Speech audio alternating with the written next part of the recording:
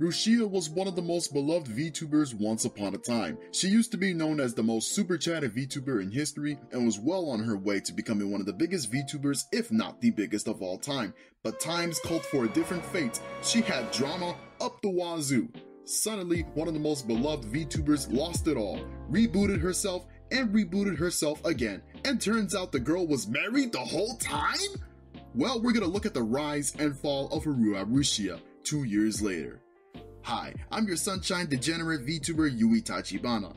Today's video is going to be quite the insane story of how a VTuber fell from grace and tried desperately to get the fame she once held dear and has only since been known as quite the controversial figure. What better way to start off this story than at the beginning? Well, in case you don't know who she was, and if you're new to the VTuber community, this is Uruha Rushia, who was one of Hololive's most beloved VTubers with a die-hard cult fanbase. She debuted in the 3rd generation Hololive Fantasy on July 18, 2019. Which, let's be real here, is one of the most iconic generations in Hololive Fantasy. I mean, you have Pecora, you have Marine, you have Noelle, you have Flare, and last but not least, Rushia. Rushia was especially known as this well-mannered, soft-spoken, and introvert personality, but most of all, she was the most bipolar girl you could think of. Her screaming and her tantrums was always an iconic part of her, and people couldn't get enough of it.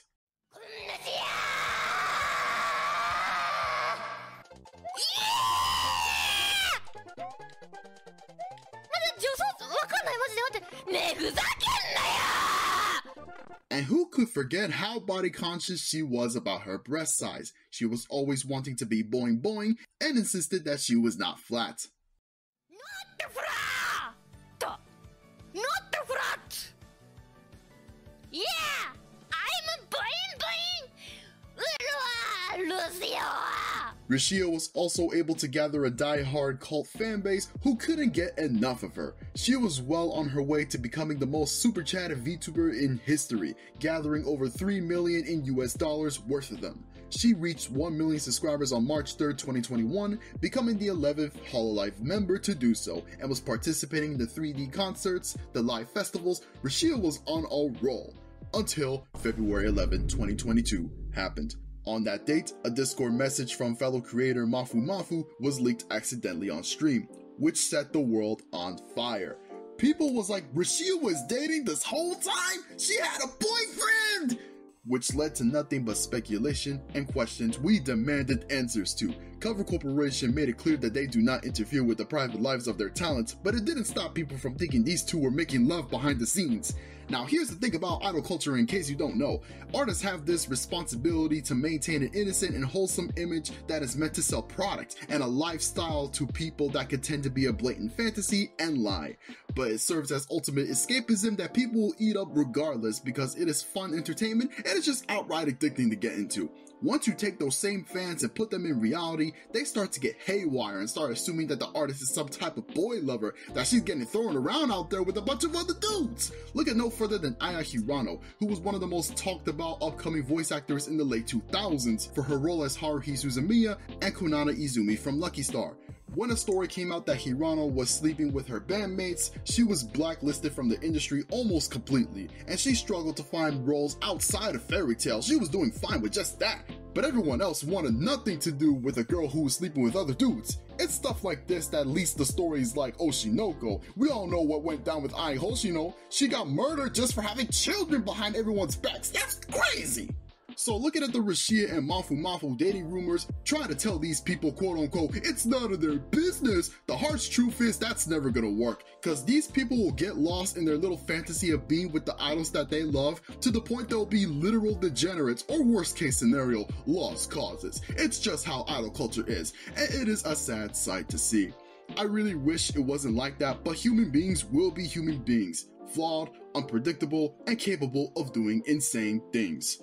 So the Rushia and Mafu drama forced her to go on hiatus for the time being, and with all the harassment and speculation that was coming her way, Rushia's mental health began to take a toll on her. She was getting love just last week, and now they're calling her all types of things, stuff I can't say on YouTube or I get the yellow S. Mafu even had to come out and issue an apology for people who were speculating this type of stuff about them. And let me just say, it's pathetic that this apology even had to come out at all. Cause let's say these two really were dating, and they was planning on having kids or something. What you gonna do, take them down like they did Ai Hoshino? Must be joking! Your life must be pretty empty if you're gonna say that Rushia stole your dreams away from you. Yeah, must be a lot of things in your life for a VTuber to take them away from you. And just when things couldn't get any worse, February 24 came to be. On that date came the infamous day that we lost Uruha Rushia. Her contract was terminated and her channel was soon to be taken private. The reason being that Rushia had apparently leaked confidential and private information that would damage the reputation of Cumber Corporation and Hololive Productions. Now, where exactly did this come from, you may wonder? Well, during the whole dating rumors incident, she went to two commentators, Kore and Narukami, one of whom I've been made aware is kind of like Japan's Keemstar, so that right there is already a red flag. You can't be trusting leeches and rats like that in this digital age, especially with the ways that they can spread all types of information. So Rushia was willing to risk her career for telling them things that were better off being settled privately rather than have the entire world watching, as this was an episode of the Kardashians. Must be crazy. It's this point right here where people were saying, oh, this is why she got fired and she deserved it. And if you do that garbage, you deserve to lose your job. Keep in mind, this was well before the Doki Bird situation where everything was at least justified because the girl was on the brink of ending her own life.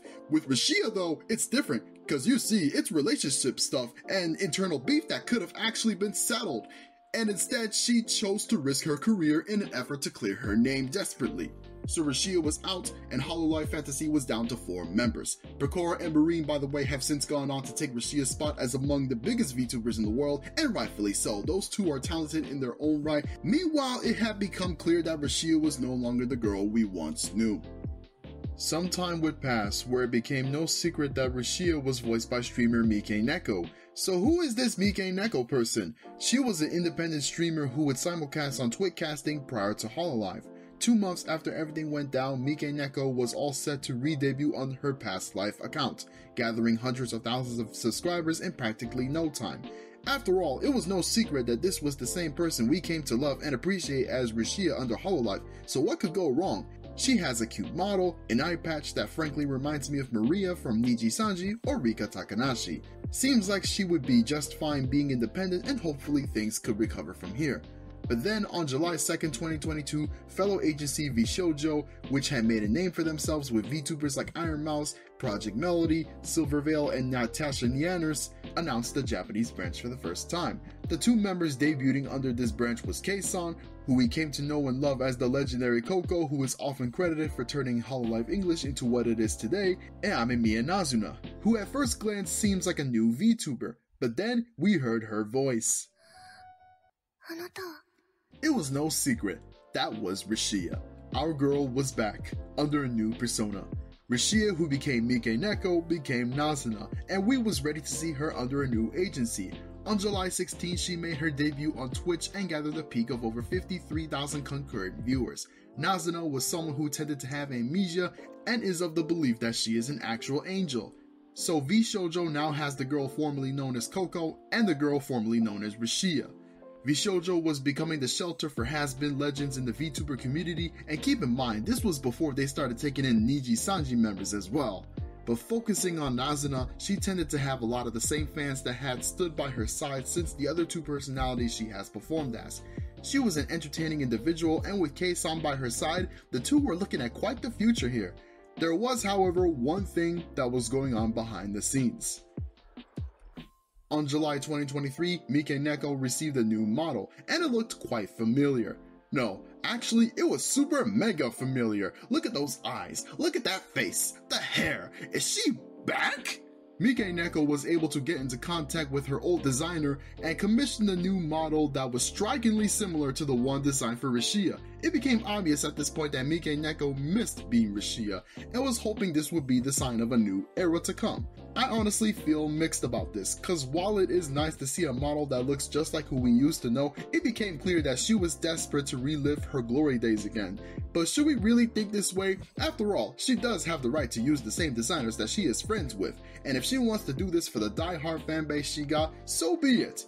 It is cute regardless, so I can't fault her for what seems to be an identity crisis going on, cause that's the best way to describe it. She's not only active as Mikeneko, but also have duties at Shoujo as Nazuna, while at the same time back on Mikeneko's channel having a model very reminiscent of Rushia's. So what future was she exactly going for? Well, she actually had a future in store as a voice actress. It was announced that she had joined the voice acting agency Voice Or, and was going to be voicing in new anime such as Isekai no You. Mikeneko was also going to be performing under a new alias, Goitoriya. So she's taken on a new career choice from this point, and it seems like despite having an identity crisis, she was all set to just grind and make a living out of entertaining people from here on in. But golly, you're not ready for this one! Okay, look, you've no doubt heard the story by now. There exists hundreds of videos about it. Rima Evenstar has done a better video than I could ever do of this situation, so please check her video out if you want to see a more in-depth video about this story. But this is a major point in the history of Rushia / Mikeneko / Nazuna that changes everything, and it all becomes clear as to why she had that ultra yandere personality to begin with. It was not just a character, she actually was about this life. So on late January 2024, it was leaked in the news that Mikeneko and Mafu were married. The two were making love with each other behind our backs, oh no! But look, in all seriousness, this was being kept secret for over 2 years. That message that got leaked on her stream 2 years ago did not come from just a friend, but her lover. It was alleged that Mikeneko has some of the most toxic behavior towards Mafu, that she was gaslighting this person into thinking that he was the toxic one, that they were allegedly cheating with other women. Mafu even had to put on an act just to avoid offending the poor girl. There's all types of shit on here that could fill an entire season of Grey's Anatomy. The two filed for marriage on December 2021, but divorced a couple months later. A third party was saying some stuff about Mafu that he was a domestic violence offender, cheated with other women, but then you got Mikeneko being such a toxic chick, Amber Heard would be jealous. Oh, but here's my favorite one. A cat got killed in the process of this toxic ass relationship. What is going on? Golly, I might as well be digging into the devil's asshole. Got people crying like this? So out came this narrative that Mikeneko really was about that life and that she was not playing an act at all. She was really the girl who refused to take no for an answer. She really was the chick that would come to ruin your life if she wanted to. Now, it should be made clear that the ongoing case between Mikeneko and Mafu has yet to be closed. This is all coming from one side of the story, and therefore all of this should be taken with a grain of salt. They've both put themselves in a situation where it's no doubt going to start making people choose sides regardless, and once the other side of the story comes in full force, who knows where this is going to lead. So look here, this is my opinion and conclusion of Mikeneko. If she really is what Mafu says she is, then she should seek help and leave the internet for at least a couple of months. But on the other, she's made mistakes time and time again, but she isn't exactly a lost cause either. I've been told that you should never judge a person too early without hearing what that person has to say first. Innocent until proven guilty after all. However, with this news coming out, she's starting to lose the fanbase who once loved and adored her. First time around under the Rushia persona, we was ready to help support her again. Then Nazuna came about and we was happy she was grinding back up again. And hey, even the voice acting thing was gonna help boost her career. But the path down that road had not only so many detours, but such an explosive level of relationship drama that quite frankly is going to haunt her forever. But I'm also not going to say that she deserves this downfall. Human beings will be human beings. We can't all be perfect robots. I hate seeing people fade away into obscurity and having to go back to Section 8 and living off them food stamps.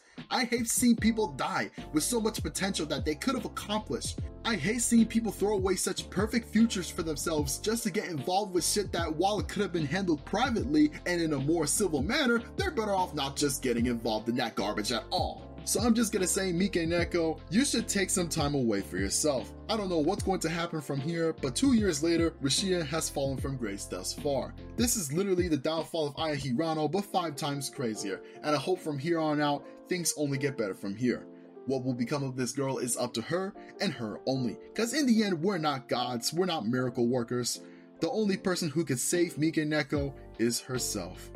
What do you think of Rushia / Mikeneko? Are you a fan of this girl? Has the recent drama got you to boycott her in any shape or form? Or do you think there's still one more chance in the books for her to redeem herself? Let me know in the comments below. Thanks for watching this video. Please like this video and subscribe to my channel. Follow me on Twitter. This is your sunshine, Yui Tachibana, signing out.